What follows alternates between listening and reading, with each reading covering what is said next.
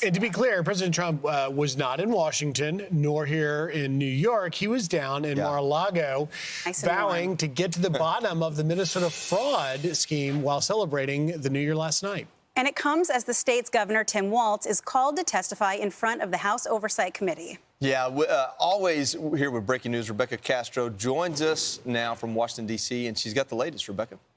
Joey, good morning. Governor Walz has acknowledged fraud is a major issue in Minnesota and says he's accountable for fixing it, but it's not clear yet if he will agree to testify before Congress next month. Multiple federal agencies are currently investigating the fraud allegations involving child daycare centers in Minnesota, which prosecutors say may have cost taxpayers billions. The U.S. Department of Health and Human Services has frozen all federal child care payments to the state, but President Trump says Minnesota is just the beginning. Can you imagine there's still 8? A sweeping federal fraud investigation is unfolding in Minnesota, with multiple agencies examining allegations of large-scale abuse within child daycare and social services programs. Prosecutors say fraudulent claims and falsified records may have drained billions in taxpayer funds, prompting the federal government to freeze child care payments. $18 billion. That's just what we're learning about. That's peanuts. In California is worse, Illinois is worse, and sadly New York is worse. A lot of other places. So we're going to get to the bottom of all of it. It was a giant scam. Other than that, we're going to have a great new year. The House Oversight Committee will start holding hearings on this next week. And Chairman James Comer wants Governor Walz and his Attorney General to testify in February, saying they've either been asleep at the wheel or complicit in a massive fraud involving taxpayer dollars in Minnesota's social services programs. In response, the governor's office said, "We're always happy to work with Congress, though this committee has a track record of holding circus hearings that have nothing to do with the issue at hand." While the governor has been working to ensure fraudsters go to prison, the president has been selling pardons to let them out. Now, the DOJ has been investigating this fraud for months, and Attorney General Pam Bondi says 98 people have been charged and more than 60 found guilty in court.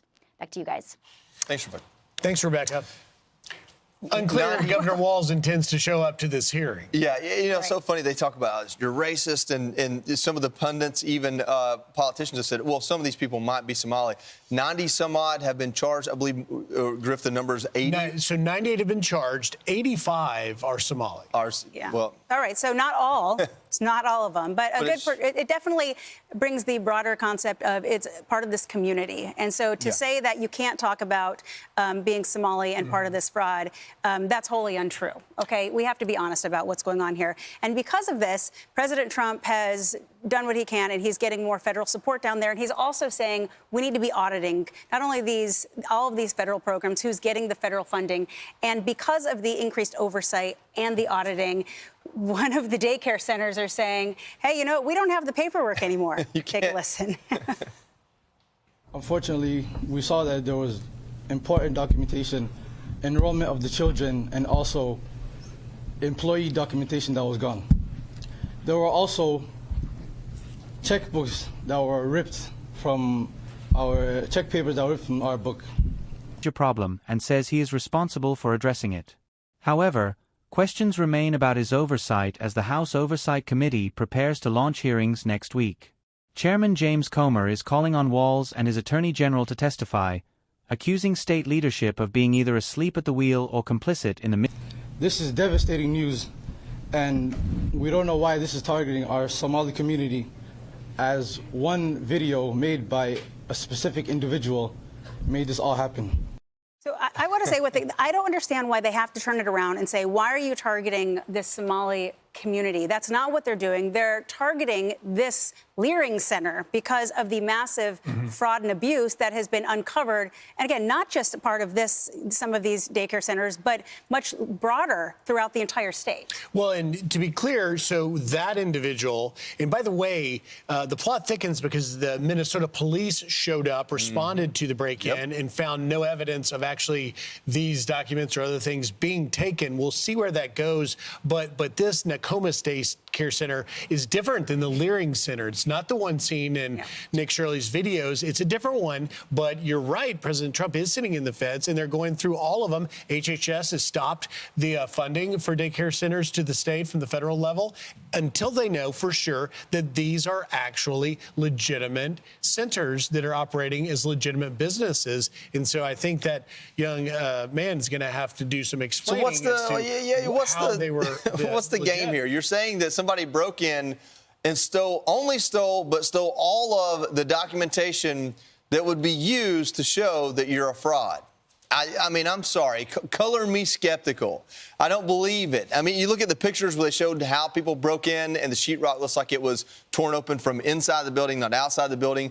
The police have already said they think that nothing was stolen. I don't know how they come to that conclusion, but think about it. He said specifically, he took the time to point out the rosters of the kids that are there, checkbooks. You know, maybe when people start looking at where they're spending their money, well, you stole my checkbook, so now I can't show you. Somebody must have stolen it and spent that money on those $3,000 glasses I was wearing, which I saw on X. Well, somebody else bought those because they stole our checkbook. We're not wasting money.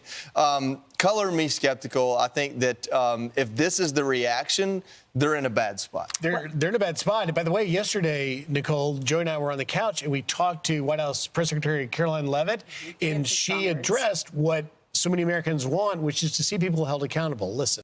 President Trump weighed in from Mar-a-Lago, calling the alleged fraud a massive national issue and warning that Minnesota may only be the first state exposed. Trump pointed to other states, including California, Illinois, and New York, saying similar schemes may exist there as well. The president vowed to get to the bottom of what he described as a giant scam, promising aggressive investigations. This is a top priority for the administration. The Department of Justice, as we speak, is continuing to execute search warrants and subpoenas. People will be in handcuffs as a result of the fraud that Governor Walz has allowed to occur for many, many years. The Department of Homeland Security is conducting door-to-door investigations on the ground at potential fraud sites. We're also not afraid to use denaturalization. That's a tool at the President and the Secretary of State's disposal, and it's one this administration has previously used before. What are they hiding? Our entire administration is working around the clock to get to the bottom of it. Well, those are some strong words by the White House press secretary, but she's absolutely right. Listen, this is not about politics. This is not about race. This is about math. And it has already been uncovered, tens of millions of dollars. I've seen some estimates saying upwards of over $1 billion of potential fraud in this one state alone. Tim Walz, you must be very, very proud.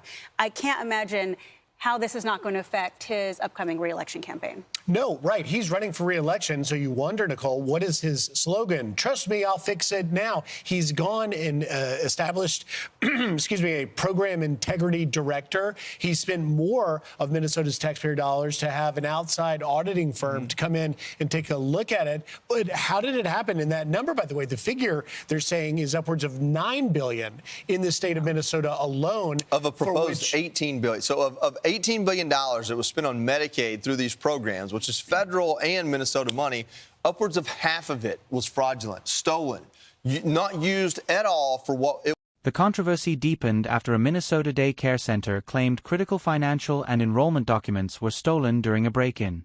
Police later reported finding no clear evidence that records were taken, fueling skepticism among investigators and commentators. Auditors say banks retain transaction records regardless, and officials argue the missing paperwork claim raises. Was there for. What's so funny about this daycare that just came out and did their press releases? They're not on the video. They're supposedly not one of the ones that was being talked about this week. So I guess they're just trying to get out in front of it. Say, oh, well, before they come look at our books, let's go ahead and make sure they get stolen. That's what I think. I don't know if that's true or not, but it certainly looks that way. And where there's smoke, there's fire, and that looks like a lot of smoke. Well, Tim Walz and pretty much every other politician in that state should be thanking these whistleblowers and these journalists for bringing light to this, because this is money from not only federal dollars, but also, as you're saying, the state-funded taxpayers as well. If you are the politicians who are clamoring for having more funding for these social programs, this is great news for you because you've uncovered all this fraud. It's just like DOJ. They did a great job. They uncovered fraud, waste, and abuse. That's what's happening here. You get rid of the fraud, you get rid of the waste, and therefore taxpayer dollars can actually go to help taxpayers. And it does hurt Minnesotans because what the federal government has no choice but to freeze those funds for Minnesota to figure this out. So then good people are getting hurt, but they're getting hurt because their state leadership allowed this to happen. I'm Steve Ducey. I'm Brian Kilmeade. And I'm Ainsley Earhart. And click here to subscribe to the Fox News YouTube page to catch our hottest interviews and most compelling analysis. The White House says accountability is already underway, with the Department of Justice executing search warrants and subpoenas nationwide. Nearly 100 people have been charged and dozens convicted so far, according to federal officials. Administration leaders insist the investigation is not about race or politics, but about financial accountability, oversight, and protecting taxpayers as the federal government works to clean up waste, fraud, and abuse across public assistance programs.